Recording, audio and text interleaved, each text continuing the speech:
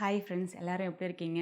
இன்னைக்கு மோகனாஸ் கிச்சனில் நம்ம பார்க்க போகிற ரெசிபி கருப்பு உளுந்து லட்டு. பெரியவங்களிருந்து சின்னவங்க வரைக்கும் தினமும் ஒன்றாவது சாப்பிட்டீங்கன்னா ரொம்ப நல்லது. அதுலேயும் பெண் குழந்தைங்களுக்கு தினமும் ஒரு லட்டு கொடுத்தீங்கன்னா ரொம்ப ரொம்ப நல்லது.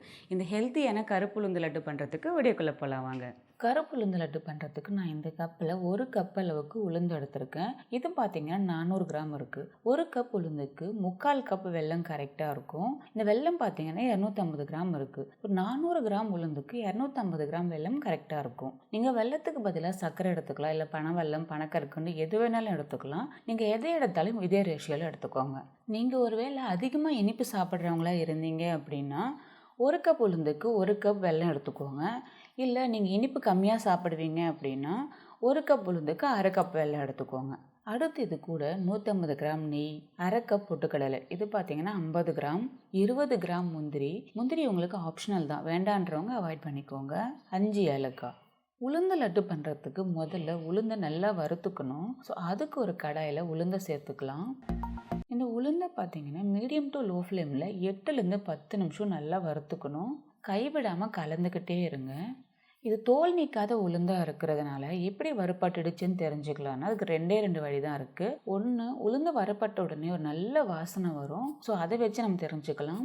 செகண்ட் ஒன், நீங்கள் ஒரு 8 நிமிஷத்துக்கு அப்புறமா உளுந்து எடுத்து சாப்பிட்டு பாருங்கள். அது நம்ம சாப்பிடும்போதே பட்டாணி மாதிரி நல்லா கடக்க முடக்கம் சவுண்டு வரணும். ஸோ அந்த பதத்தில் இருந்துச்சுன்னா ரெடி ஆகிடுச்சுன்னு அர்த்தம். இப்போ நான் சாப்பிட்டு பார்க்குறேன், சவுண்டு கேளுங்க.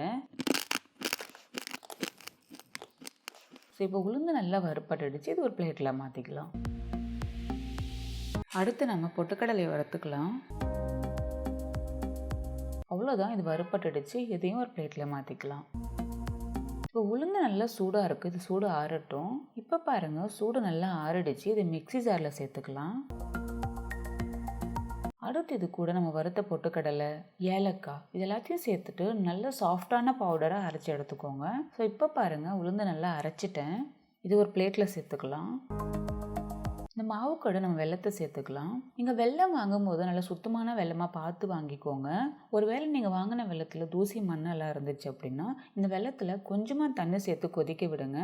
நல்லா கரைஞ்சதுக்கு அப்புறமா இந்த மாவில் ஃபில்டர் பண்ணிக்கோங்க. பாகெல்லாம் எதுவும் தேவையில்லை. ஆனால் நீங்கள் அந்த மாதிரி செஞ்சீங்க அப்படின்னா ஒரு 2லேருந்து 3 வாரத்துக்குள்ளே அதை காலி பண்ணிடணும்.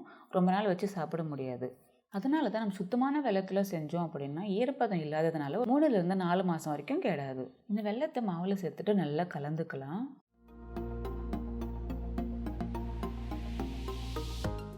இந்த மாதிரி நல்லா கலந்ததுக்கு அப்புறமா இது மிக்ஸி ஜாரில் சேர்த்துட்டு ஒரு 2லேருந்து 3 சுத்துக்கு நல்லா அரைச்சிக்கலாம். இந்த மாதிரி அரைக்கிறதுனால வெல்லம் கட்டி கட்டியாக அங்கங்கே நிற்காம மாவோடு சேர்ந்து நல்லா மிக்ஸ் ஆகும். அதுக்காக தான். ஸோ மாவு கொஞ்சம் அதிகமாக இருக்கிறதுனால 2 பேட்சாக அரைச்சிக்க போகிறேன். ஸோ இப்போ பாருங்கள், நல்லா அரைச்சிட்டேன். ஸோ செகண்ட் டைம் நான் வெல்லத்தை சேர்த்து அரைச்சதுக்கு அப்புறமும் பாருங்கள், மிக்ஸி ஜாரில் கொஞ்சம் கூட ஒட்டவே இல்லை.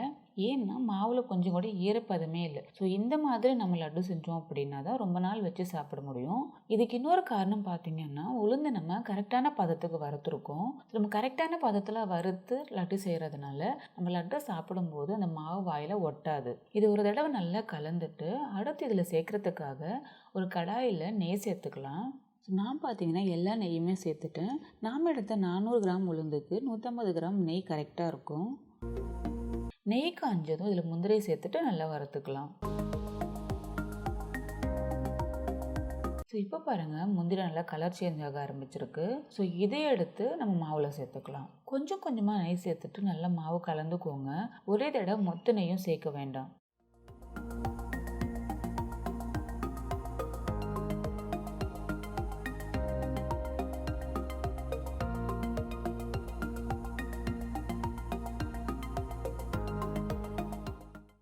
நெய்யை சேர்த்துட்டு நல்லா கலந்துட்டு கை பொறுக்கிற அளவுக்கு சூடு குறைஞ்ச உடனே கையை வச்சு நல்லா கலந்துக்கோங்க.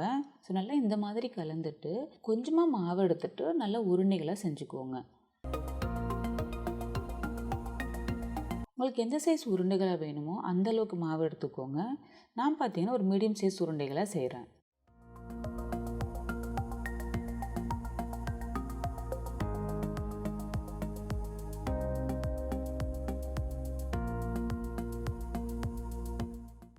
இதே மாதிரி எல்லா மாவையும் உருண்டைகளை செஞ்சுக்கலாம்.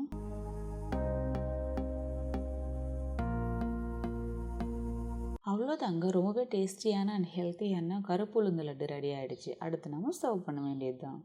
என்ன ஃப்ரெண்ட்ஸ், இந்த வீடியோ உங்களுக்கு ரொம்பவே பிடிச்சிருக்குன்னு நினைக்கிறேன். இந்த மாதிரி நிறைய ஹெல்த்தியான ஸ்வீட் ரெசிபிஸை பார்க்க நம்முடைய சேனலை இது வரைக்கும் சப்ஸ்கிரைப் பண்ணாதவங்க சப்ஸ்கிரைப் பண்ணுங்கள். அண்ட் ஏற்கனவே சப்ஸ்கிரைப் பண்ணவங்க உங்களுடைய ஃப்ரெண்ட்ஸுக்கு ஷேர் பண்ணுங்கள். மீண்டும் அடுத்த வீடியோவில் சந்திக்கிறேன். பாய்.